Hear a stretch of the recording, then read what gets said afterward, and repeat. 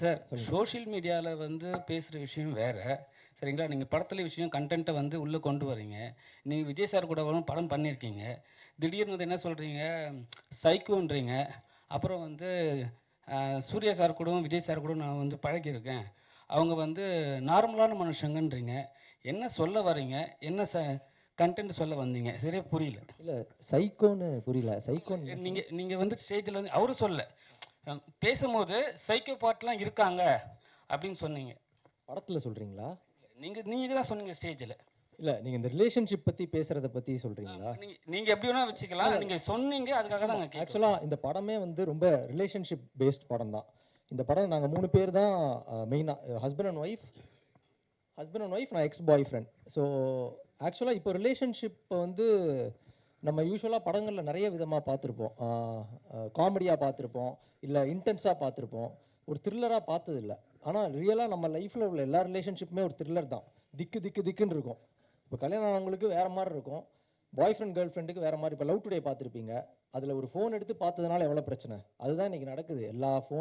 ஒரு ஃபோன் எடுத்து பார்த்துட்டாலே அங்கே உங்களுக்கு ப்ராப்ளம்ஸ்லாம் இருக்குது. ஸோ இதுதான் இந்த படத்தோட இதே. லைக் எப்படி இவங்க வந்து ஒரு விஷயத்த அவங்க ஹஸ்பண்ட்டை சொல்ல முடியாமல் தவிக்கிறாங்க, தப்பான இடத்துல நான் வந்துடுறேன், ஸோ வந்தால் எப்படி இருக்கும், இதுதான் கதையோட இது.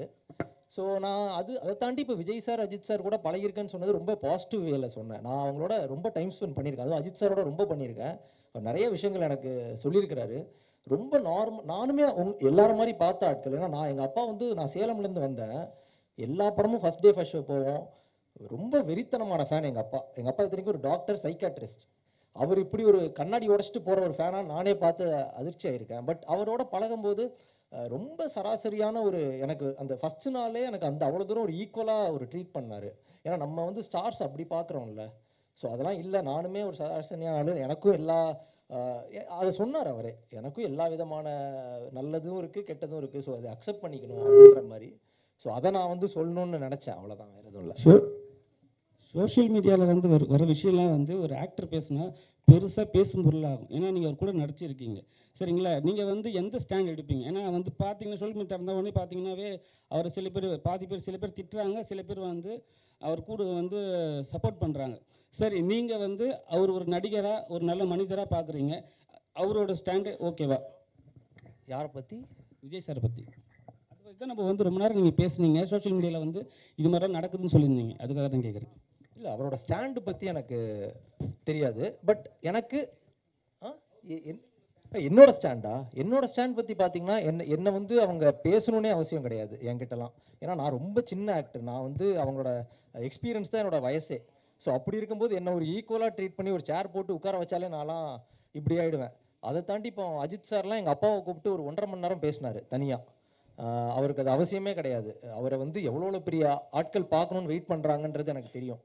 பட் ஒரு இன்சிடெண்ட்டில் கூப்பிட்டு அப்பாவை கூப்பிடு அம்மாவை கூப்பிடுன்னு சொல்லி 1 hour கிட்ட என்கிட்ட பேசினார். ஸோ எனக்கு அதெல்லாம் எனக்கு ரொம்ப பெரிய விஷயமா இருந்துச்சு, இதெல்லாம் பண்ணுறாங்க அப்படின்னு சொல்லி. ஸோ அந்த இதுதான் நான் சொன்னேன். சார், நீங்கள் பேசுகிறப்ப சொன்னீங்க சிபி சந்திரன் சார், அவங்களுக்கு தான் இங்கே சொல்லுங்கள் சார். நீங்கள் பேசுகிறப்ப சொன்னீங்க, அதாவது இந்த ரிலேஷன்ஷிப்பில் கொஞ்சம் மறைக்கிறது நல்லது அப்படின்னு சொல்லிட்டு. ஆனால் மறைக்கிறது தப்பு தானே, அவங்கள ஒருத்தங்க நம்பியிருப்பாங்க, அவங்கள்ட்ட மறைக்கிறது வந்து ரொம்ப தப்பு தானே. என்னை பொறுத்த வரைக்கும் காதலி வச்சுருக்கிறத மனைவிக்கிட்டேயும் மனைவி இருக்கிறத காதலிக்கிட்டேயும் சொல்கிறது சரின்னு நினைக்கிறேன். ஆனால் இந்த படமும் அதை வலியுறுத்தாதனால தான் அந்த பிரச்சனைகள்லாம் வரும்னு நினைக்கிறேன். நீங்கள் காதலி வச்சிருக்கிறத மனைவிக்கிட்டையும் மனைவி இருக்கிறத காதலிக்கிட்டையும் சொல்லக்கூடாதுன்னு சொல்கிறீங்க. இல்லை சார், நான் அப்படி சொல்லலை. கேக்குதா சார்?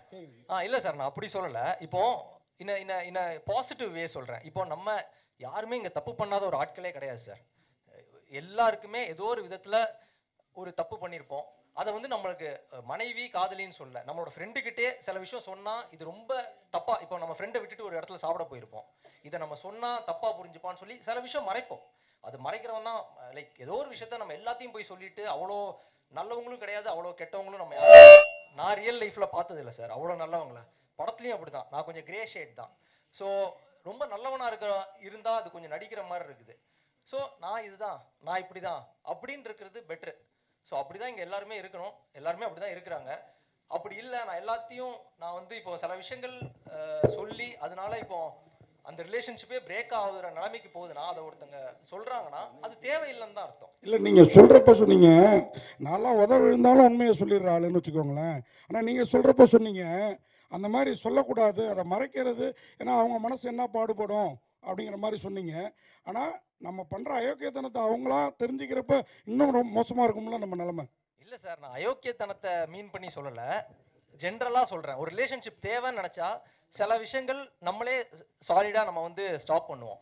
இந்த விஷயம் எனக்கு இவர் ஃப்ரெண்டாக வேணும்னு நினச்சேன்னா இவர்கிட்ட இருந்து சரி நான் அது என்ன சொல்கிறது ரொம்ப அன்ஹார்ம்ஃபுல்லான திங்ஸ் சொல்கிறேன், இவருக்கு ஹார்ம் பண்ணுற மாதிரி ஒரு விஷயத்த சொல்லலை. அதை அவங்களுக்கே சொல்லனாலும் என்னைக்கே ஒரு நாள் தெரிஞ்சிடும் சார். எதையுமே பெருசாலாம் மறைக்க முடியாது. நம்ம வாழ்க்கையிலே அப்படிதான், சில விஷயம் தெரியணும்னா அது போய் தெரிஞ்சிடும். மறைச்செல்லாம் வாழ்ந்துட்டு இருக்க முடியாது. பட் அன்ஹார்ம்ஃபுல்லாக சில ரிலேஷன்ஷிப் வேணும்னு நினச்சோன்னா அதை சொல்ல மாட்டோம். பப்ளிக்காக எல்லாருக்கும் தெரிகிற மாதிரி ஒரு விஷயம் பண்ணுறோன்னு பண்ணாலே அந்த ரிலேஷன்ஷிப் தேவை இல்லைன்னு தான் அர்த்தம். சரி.